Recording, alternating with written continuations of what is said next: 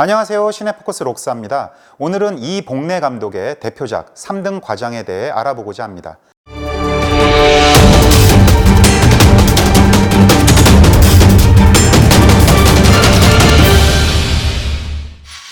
이복래 감독은 1960년대 가장 큰 인기를 누린 장르 중 하나인 가족 코미디 드라마가 유행하는 데 있어 크게 기여한 인물입니다.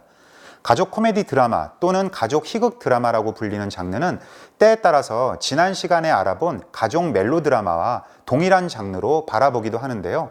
저는 두 장르를 분리해서 접근하는 것이 1960년대 한국 영화의 다양한 지형을 이해하는 데 있어 더 도움이 된다고 생각합니다. 가족 멜로 드라마와 가족 코미디 드라마는 모두 다 멜로, 코미디, 드라마적인 요소가 혼합된 하이브리드 장르라는 점에서 유사하지만 코믹적 요소를 어느 만큼 주도적으로 사용했느냐에 따라서 구별할 수 있습니다. 이런 점에서 이복래 감독은 종전의 가족 멜로 드라마보다는 조금 더 코믹적 상황과 재치 있는 입담이 주가되는 코미디 영화를 만드는 데 탁월한 재능을 보여주었습니다. 실제로 이복래 감독은 성난 코스모스와 같은 교육 문제를 다룬 드라마나 육체의 문 같은 멜로 드라마도 만들었지만 제일 많이 연출했던 장르는 코미디였습니다. 그는 평소 한국 영화에는 새로운 시대와 그 시대에서 요구되는 도덕성에 대한 풍자와 비판이 부족하다는 지론을 가지고 있었고 3등 과장, 마이동풍, 월급쟁이, 마포 사는 황부자 같이 소시민, 말단 셀러리맨 등 서민의 삶을 통해 60년대 혼란한 사회상을 풍자하는 코미디를 연출함으로써 자신의 문제의식을 영화 속에 그려내게 됩니다. 이런 점에서 1960년대 코미디 영화 중에서 이복래의 영화는 다소 독특한 색깔을 갖고 있는데요. 그저 엎어지고 자빠지고 웃기기만 하기보다는 모던하면서도 세태를 날카롭게 꼬집는 풍자적인 블랙 코미디적인 요소를 보여준다는 점이 차별점이라고 할 수 있습니다. 그래서 한국 영화사에서 이복래 감독을 평가할 때 대표적인 엉가주멍 작가, 즉 사회 참여형 감독으로 부릅니다. 한국 리얼리즘 영화의 대표적인 감독 유연목이 직설적인 화법으로 한국 사회의 부조리를 폭로했다면 이복래는 풍자와 우화 그리고 유머를 통해 급속한 자본주의화에 따른 황금 만능주의의 병폐, 간접적인 비유와 상징으로 비판적인 태도를 보였다고 할 수 있습니다.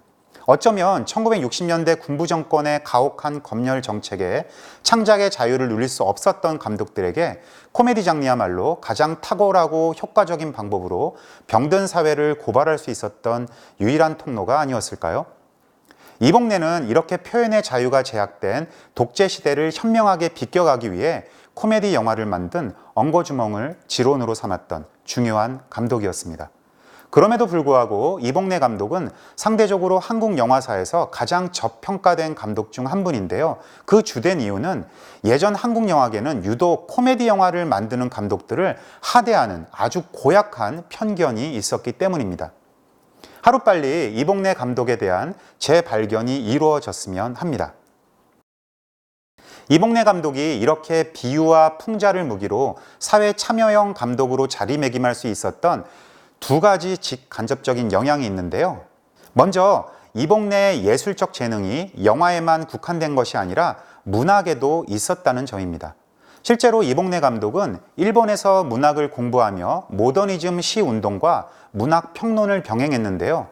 그의 코미디적인 감수성의 원천인 비유와 풍자가 영화를 통해 성공적으로 실현될 수 있었던 데에는 시인으로서의 삶이 큰 영향을 주었다고 할 수 있습니다. 시에서 주로 쓰는 압축과 상징은 그의 여러 영화에서 비유적이고 풍자적인 모습으로 재창조되죠. 또한 한국영화평론가협회 창립 회원으로서 신문에 영화평론을 쓰는 등 평론가로서도 활발한 활동을 합니다.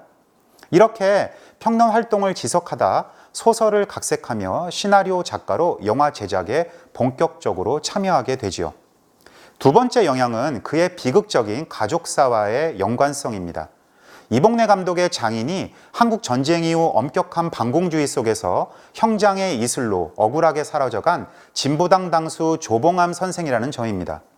이복래는 진보당 사건 이후 조봉암 선생의 사위라는 이유 하나만으로 대부분의 신문사가 그의 평론을 싣는 것을 기피했고 시도 때도 없이 경찰의 감시를 당하기도 합니다. 또한 예총회장 선거 때는 빨갱이라는 중상 모략을 받기도 하죠. 아마도 이러한 정치적 압박 역시 그의 사회 참여적 저항 정신에 어느 정도 영향을 주지 않았을까 추측해 봅니다. 오늘 우리가 알아볼 3등 과장은 4.19 혁명을 거쳐 5.16 군사 쿠데타로 이어지는 당시 한국 사회의 혼란상과 서민들의 인식이 대담한 풍자적 요소로 반영된 대표적인 가족 코미디 드라마입니다. 3등 과장은 영화 전반에 걸쳐 코미디적 요소가 지배하고 있지만 당시로서는 굉장히 민감한 사회의 패부를 지적하는 날카로운 비판적 태도와 당대의 부조리한 권력에 대한 풍자 역시 동시에 가지고 있습니다. 그래서 저는 개인적으로 이 영화를 블랙 코미디라고 부르고 싶은데요. 예를 들어 극중 어머니 역할을 맡은 황정순 배우는 전기세를 받으러 온 공무원에게 4.19 이후에도 공무원의 비리나 서민 생활의 고단함은 달라진 바가 없다. 정치가란 놈은 다 똑같은 도둑놈이다. 먹는 자유, 말하는 자유, 이것이 입의 자유다. 와 같이 노골적으로 정치권을 비판하는 대사를 하고 아버지 역의 김승호는 승진을 위해서라면 부당한 상사의 요구에 복종할 수밖에 없는 모습을 보여줌으로써 뇌물, 금품수수, 아부, 부정부패가 팽배한 당시 사회에 대해 신랄하게 풍자하고 있습니다. 당시로서는 파격적인 이런 표현들이 담긴 영화가 어떻게 무사히 상영될 수 있었을까요? 물론 코미디 장르라는 점도 검열의 눈을 피하는데 어느 정도 도움이 되었지만 영화가 제작되고 개봉되었던 기가 막힌 타이밍 덕분이었습니다. 4.19 이후에 만들어져 1961년 5월 4일 당시 국도극장에서 개봉한 3등 과장은 12일후 바로 5.16이 터져 상영이 중단되었다고 합니다. 그러다 20여일 후에 다시 재상영되었는데 4.19와 5.16 사이에 이런 독특한 상황은 서민들의 풍자를 다룬 3등 과장에 비교적 유리하게 작용을 했고 당시로서는 보기 드물게 사회를 비판하는 직접적인 대사들이 가능한 표현의 자유를 누릴 수 있었다고 하네요. 3등 과장은 60년대 가족 코미디 장르의 원형으로 불릴 만큼 대부분의 특징을 가지고 있는데요. 대가족 3대의 일상과 해프닝을 통해 무기력한 가부쟁에 대한 연민, 구세대와 신세대의 갈등과 이해, 부패한 사회 등 소시민들의 삶을 따뜻하면서도 풍자적인 시선으로 그려내고 있습니다. 김승호가 연기한 가장인 구소장은 한국 영화 속 권위적이고 보수적인 전통적인 아버지 상과는 달리 정직하지만 권위를 인정받지 못하고 가정에서나 회사에서도 무기력한 서민적 가장의 모습을 보여줍니다. 같은 회사에 첫 출근한 딸에게도 위신을 세우지 못하고 아내에게는 매일 타박을 당하며 인사권을 쥐고 있는 직장 상사의 말에는 무조건 복종할 수밖에 없지요. 말 그대로 이리 치이고 저리 치이는 동네북 신세의 처량한 모습입니다. 9세대와 신세대 캐릭터의 대비적인 배치를 통해 코믹한 상황과 톡톡 튀는 감칠맛 나는 대사를 만들어내는 점도 흥미롭습니다. 9세대인 할아버지는 신세대를 이해하지 못하고 첫 출근하는 손녀에게 여자가 어디 밖에 나가서 일을 하냐고 타박하죠. 할머니는 그런 할아버지를 나무라며 새로운 시대를 따라가지 못하는 봉건적 세대라고 핀잔을 줍니다. 자신은 할아버지보다는 신식 할머니라는 점을 은근슬쩍 내세우고 싶은 거죠. 그러나 할머니와 손녀 역시 금방 단절감이 생기게 됩니다. 아침부터 침대 위에서 미용 체조를 하느라 분주한 손녀가 할머니에게 스마트해지기 위해서 체조한다고 하자 할머니는 동문서답식으로 포마드 해줘서 좋은 신랑감을 구하라고 응답합니다. 이 외에도 영화에는 신식 문물의 상징처럼 케세라세라, 오버센스 등 서양식 단어와 표현을 통해 소소한 웃음을 줍니다. 이렇게 가족들의 코믹한 대화나 대식구가 모두 모여서 식사하는 모습을 부각시킴으로써 영화는 대가족만이 느낄 수 있는 화목한 정서를 강조합니다. 3등 과장에서 로맨스 라인은 주로 직장 공간에서 펼쳐집니다. 구소장과 같은 회사에 다니는 딸 영희와 부하 직원 권호철의 밀고 당기는 사랑놀이는 로맨틱 코미디 같은 톡톡 튀는 당시 신세대의 연애관을 보여줍니다. 여기에 덤으로 송전무의 불륜 코드도 영화의 활력소 같은 다양한 해프닝을 만들며 나름 쏠쏠한 웃음을 전해주죠. 지난 시간에 알아본 마부처럼 복합적인 장르와 다양한 요소로 서사를 이끌어간다는 점에서는 가족 멜로드라마와 유사하지만 역시 그 중심에는 코미디가 강하게 존재한다는 점이 가족 코미디 드라마가 가지는 차별점이라고 하겠습니다. 3등 과장의 미장센적인 요소는 극의 분위기와 어울리는 경쾌함과 유쾌함으로 가득 차 있습니다.